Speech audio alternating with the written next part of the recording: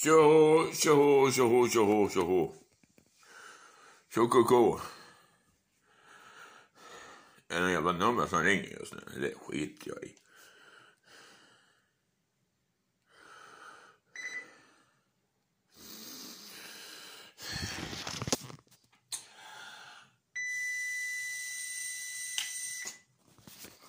Ho ho ho ho ho ho ho.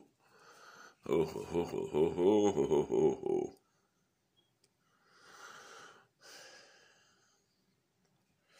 Och vi ser vad han säger. Den lille fan.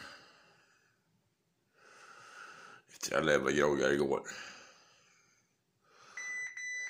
067 kanske man ska ta en grogg snart. Igen. Fan, det gick ju nästan.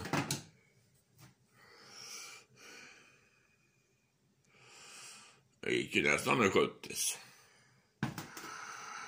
Med tanke på att jag började på en. Då var han ganska lågt ner och sen fyllde jag upp han.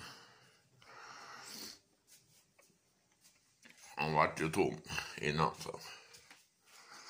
Men nu ska jag gå in till sängen igen. Här är det mörkt, jag lovar. Vi ser inte mycket, det ser lite ljus kanske. Åh gud vad skönt det är här inne. Ja, det var väl allt för den här gången liksom. Jag ska sova någon timme till liksom. Ni får ha det så gott där ute, så hörs vi. Tjingeling. Sen ska jag vakna upp och äta massa godis. Godis är gott, godis är gott. Fan vad gott det är. Det är massor med gott här i, bara så ni vet.